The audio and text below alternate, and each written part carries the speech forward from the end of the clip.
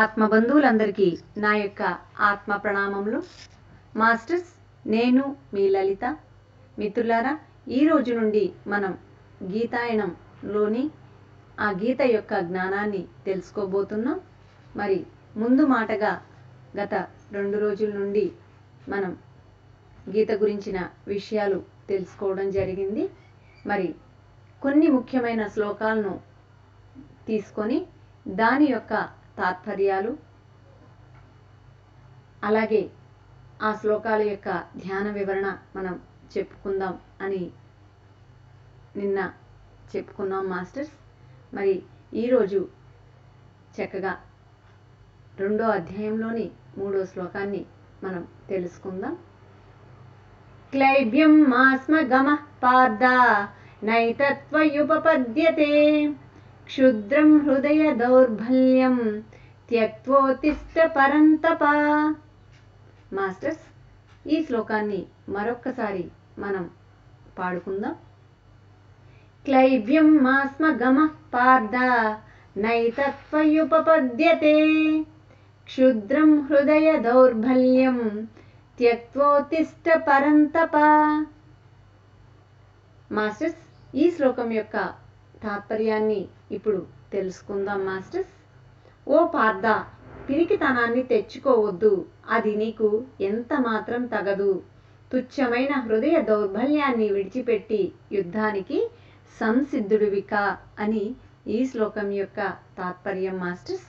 మరి ఈ శ్లోకం యొక్క ధ్యాన వివరణను ఇప్పుడు తెలుసుకుందాం. హృదయ దౌర్బల్యం, అధైర్యం, పిరికితనం అనేవి మనసులోకి ప్రవేశించగానే బుద్ధి పనిచేయడం మానేస్తుంది, విచక్షణ జ్ఞానం నశిస్తుంది.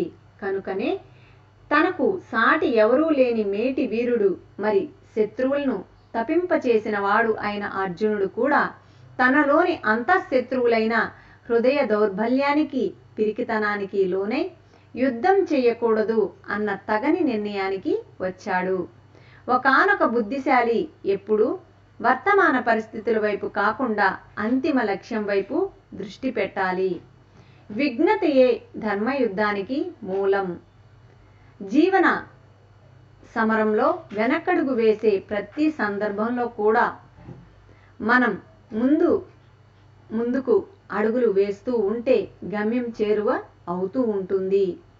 చివరికి లక్ష్యాన్ని చేరుతాం. అదేవిధంగా ధ్యాన యోగ సాధనలో కలిగే విఘ్నాలను కూడా ప్రతి ధ్యాన యోగ సాధకుడు ధైర్యంగా ఎదుర్కొని నిలవాలి. నిరాశ నిస్పృహలకు లోను కారాదు. అంతఃశత్రువులైన అరిషడ్వర్గాలతో అంతర్యుద్ధం చెయ్యాలి. తమ అంతిమ లక్ష్యమైన ఆత్మానుభూతిని, జన్మరాహిత్యాన్ని సాధించాలి. మిత్రులారా, మరి 2వ అధ్యాయంలోని 11వ శ్లోకాన్ని ఇప్పుడు తెలుసుకుందాం మాస్టర్స్. అశోచ్య నన్వశోచస్త్వం ప్రజ్ఞావాదాంశ భాషసే గతాసూన గతాసూంచ నానుశోచంతి పండితాః. మాస్టర్స్, ఈ శ్లోకాన్ని మరొకసారి మనం చెప్పుకుందాం.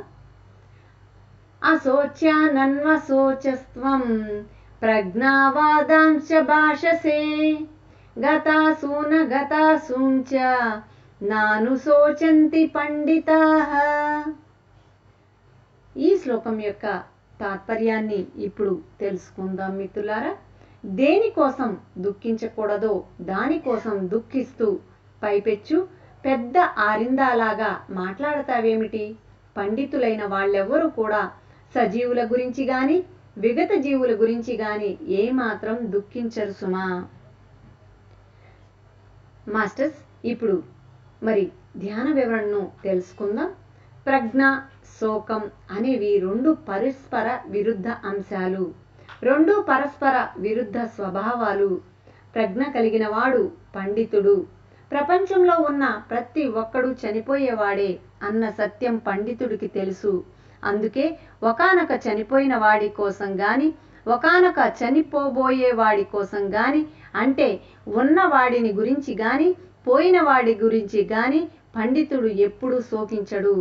పండితుడు దేనికి ఏడవడు. ఏమేం సాధించాలో అవన్నీ సాధిస్తూనే పోతూ ఉంటాడు.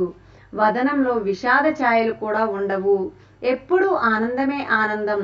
అర్జునుడు ఒక పక్కన తన బంధువులు గురువులు యుద్ధంలో చనిపోతారు అని ఏడుస్తున్నాడు.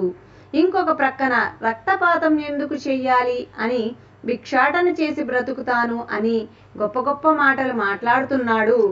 అంటే ఒక ప్రక్కన శుద్ధ పామరుడిలాగా ఏడుస్తున్నాడు, ఇంకొక ప్రక్కన పండితుడులాగా మాట్లాడుతున్నాడు.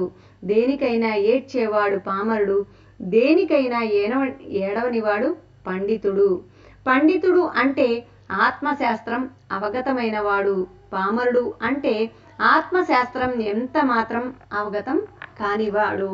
మాస్టర్స్, మనం ఈరోజు చక్కగా కొన్ని శ్లోకాలకు తాత్పర్యాలు, ధ్యాన వివరణ తెలుసుకున్నాం మాస్టర్స్. మరిన్ని వీడియో నోటిఫికేషన్స్ కోసం ఈ ఛానల్ను సబ్స్క్రైబ్ చేయండి, షేర్ చేయండి, లైక్ చేయండి. Thank you Lalitha.